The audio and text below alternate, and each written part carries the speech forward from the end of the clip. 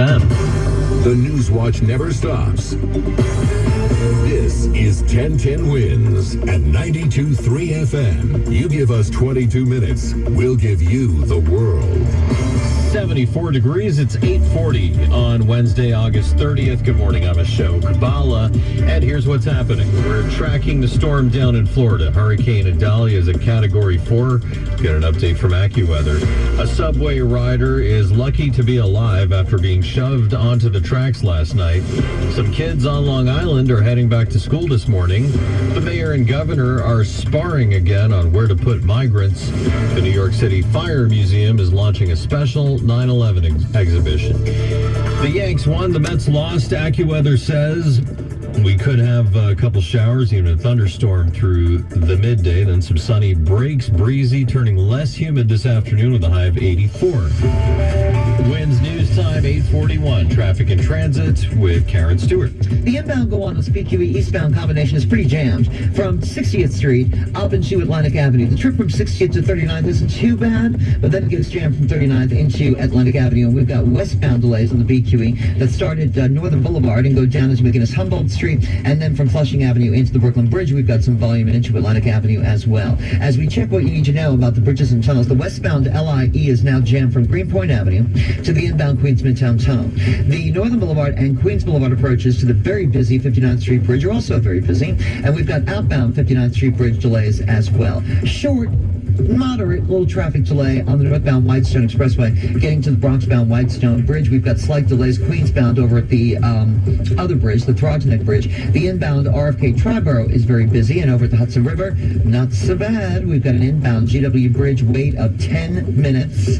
We've got an inbound Lincoln Tunnel of 15 and an inbound Holland Tunnel wait of 20 with alternate side of the street in effect today citywide. Our next report is 8:51. I'm Karen Stewart, 1010 Wins on 92.3 FM.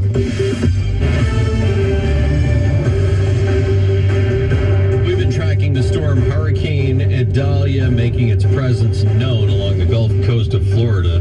Here's AccuWeather meteorologist Dean DeVore.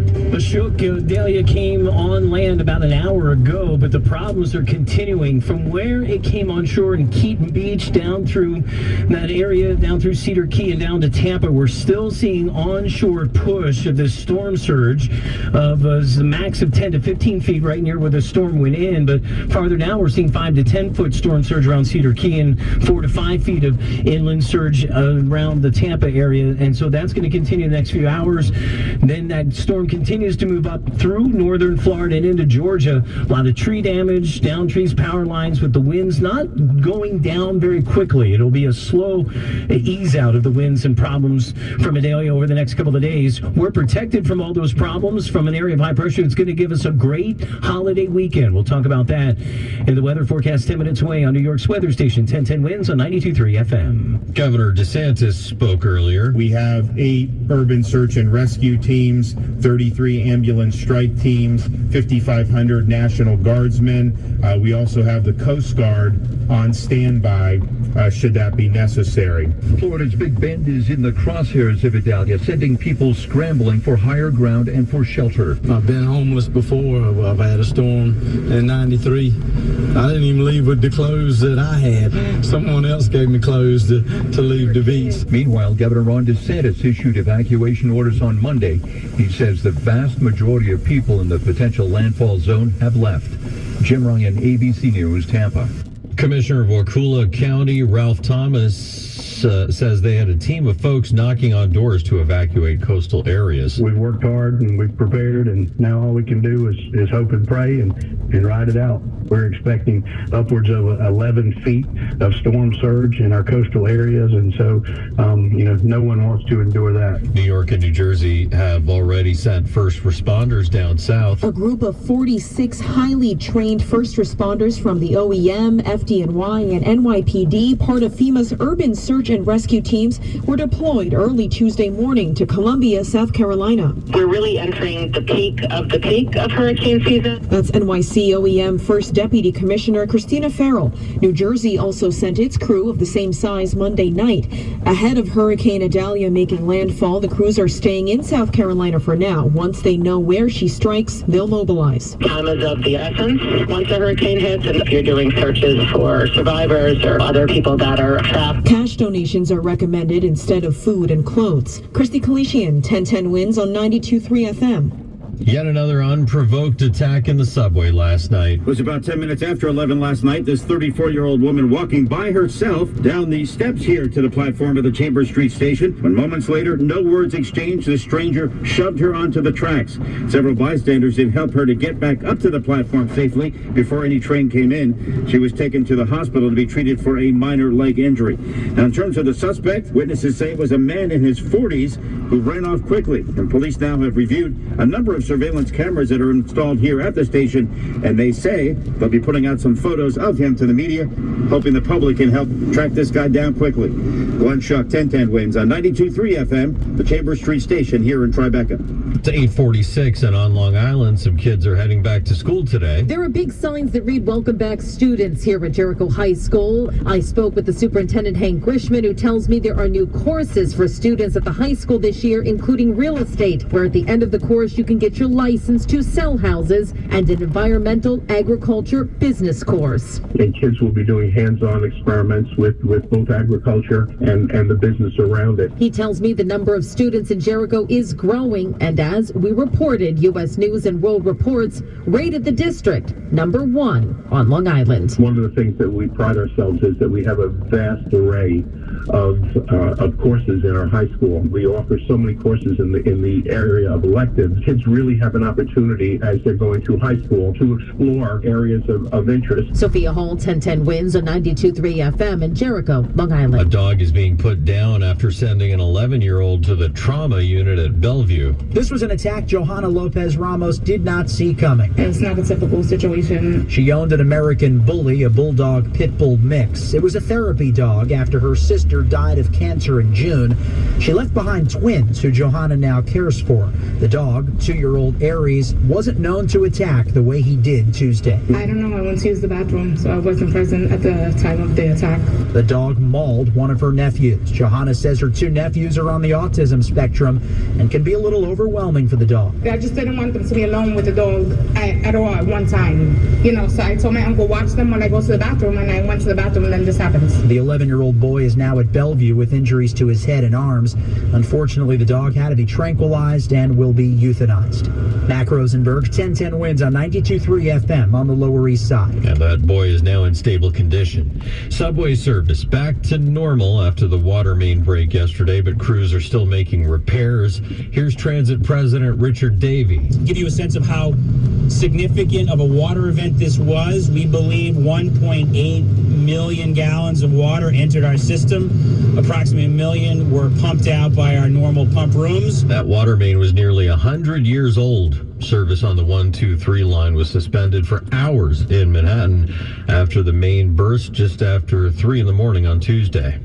The divide between Mayor Adams and Governor Hochul is getting bigger over where to put migrants. Mayor Adams stepped up criticism of Governor Kathy Hochul's handling of the migrant crisis as he seeks to find other outlets beyond the 5 boroughs. We don't have an option. New York City has run out of room. He called out the governor's failure to locate sites outside New York City, and he says federal officials have to do more. If the national plan is have New York City continue to find spaces, that is not an answer. The Homeland Security Secretary says there are 11 federal sites for consideration, while his letter also questioned the mayor's use of resources to address the influx. Juliet Papa, 1010 Wins on 92.3 FM. The first defendant yesterday entering a plea in the case in Georgia against Donald Trump and 18 alleged co-conspirators. The first pleas in the sprawling racketeering case. Donald Trump accused of leading a criminal conspiracy to overturn the election in Georgia. Among the first first to plead not guilty, Sidney Powell, the lawyer who pushed the false conspiracy theory that Georgia voting machines were controlled by Venezuela. Powell even pointing a finger at Venezuela's former dictator, Hugo Chavez, who died in 2013. That's correspondent Aaron Katursky. Winds News Time 8:50. Traffic and your AccuWeather forecast in 1 minute. Heart failure, carpal tunnel syndrome, shortness of breath, stomach issues, lower back pain. How does it all add up? If you have heart failure and any of those seemingly unrelated symptoms sound familiar, it's time to talk with your cardiologist and get the full picture. They may add up to transthyretin amyloid cardiomyopathy. ATTR-CM is a rare and underdiagnosed disease. Recognize the signs and discuss them with your doctor soon. Learn more at connectwithyourheart.com. That's connectwithyourheart.com. Sponsored by Pfizer. If this were a Reese's TV ad, you'd be staring at a Reese's peanut butter cup. And sure, my voice is peanut buttery smooth, but still, you need to see the peanut butter cups, right? No? I can really just say Reese's and you'll go get some? Okay. Reese's. Reese's. Reese's. Really working, actually. Reese's. Reese's. I'm on to something. Reese's. Reese's. Reese's. Winds News Time 8:51. Traffic and transit with Karen Stewart. Hudson River crossings are very nice. Inbound GW Bridges 10. On the upper, we now have construction on the New Jersey side in Fort Lee. One left lane of 2 lanes are closed. Inbound GW Bridge lower is 10. 15 to 20 at the Lincoln. 20 to 25 minutes inbound over at the Holland Tunnel. If you're heading out into the city today, 7th Avenue between 42nd and 39th Street. The right lane is the only lane that's open. 7th Avenue is a real laugh a minute right now. Repair work due to yesterday's water main break. 40th Street is closed between 7th and 8th Avenues because of Tuesday's break as well. Keep it locked to 1010 Winds. We have traffic and transit every 10 minutes on the ones. We'll keep you updated on any possible new closures and on some possible, hopefully, reopenings. New Jersey's next. Northbound Garden State Parkway.